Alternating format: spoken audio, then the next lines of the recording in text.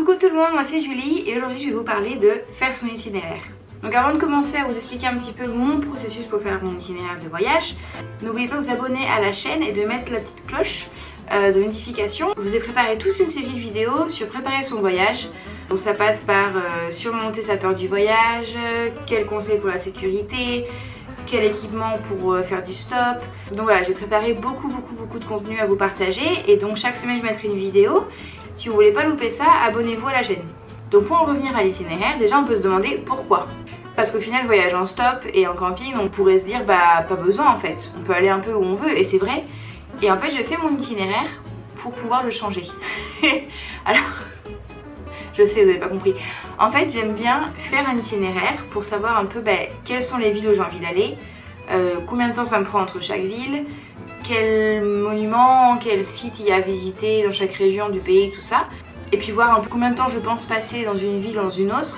Parce que des fois, là par exemple, je pars en Israël et en Jordanie et je pars qu'un mois en fait. Donc c'est vrai que j'ai besoin de savoir un petit peu comment je veux répartir mon temps déjà entre les deux pays.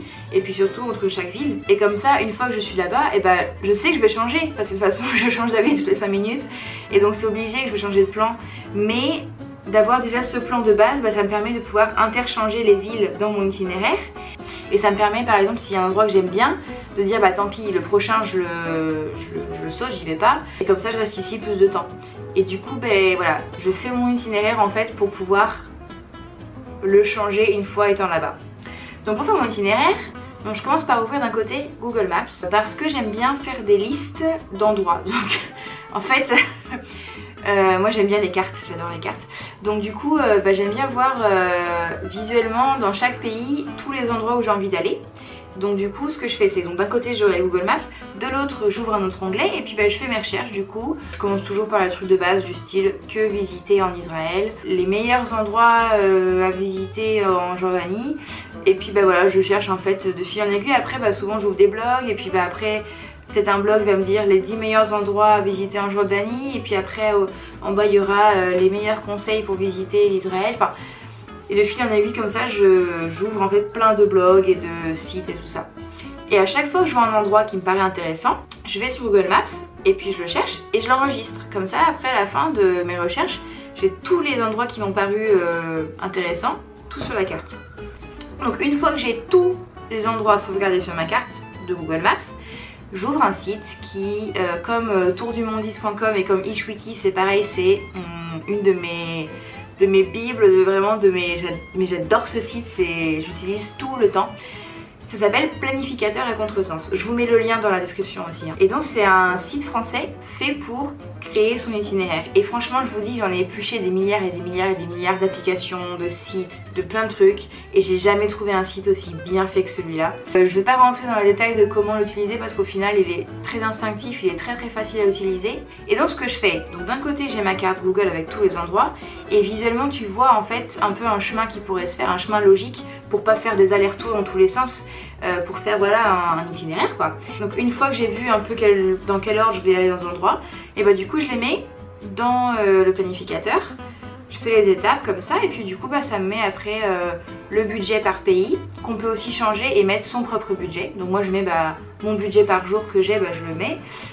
Et ça me calcule du coup combien j'aurais besoin en tout. On peut aussi, il y a toute une to-do list avec tous les petits trucs à se rappeler avant de voyager, ce qui est hyper utile. Vous pouvez aussi du coup regarder les températures par mois suivant le moment où vous y allez, si c'est recommandé ou pas d'y aller du coup par rapport au climat. Vous pouvez aussi interchanger les étapes et quand après vous créez une étape, dedans vous pouvez mettre comment vous allez vous déplacer, le temps que ça va vous prendre pour y aller, le temps que vous allez rester là-bas, plein d'informations. Après voilà, si vous avez des petits rappels à vous mettre par rapport à un endroit en particulier, vous pouvez le mettre aussi dedans. Et franchement voilà, tout y est. J'ai jamais pensé à un moment ah zut, ça manque. Et franchement tout y est sur ce site, c'est trop bien. Et donc une fois que vous avez fait tout ça, vous avez mis toutes vos étapes dans l'ordre, tout ça, vous pouvez après regarder votre carte du coup de votre itinéraire qui est prévu. Vous pouvez l'envoyer aux gens, le publier sur Facebook, tout ça, donc c'est assez sympa. Et après voilà, moi c'est vrai que je reviens, j'ai fait beaucoup d'itinéraires sur ce site. d'endroits où je vais peut-être pas forcément aller en plus hein. Mais c'est vrai que j'y reviens beaucoup parce que du coup je garde, c'est très concis comme information. Ça c'est trop bien quand tu voyages, t'as beaucoup de trucs à penser, les visas, les vaccins, le budget, l'appareil photo, le truc.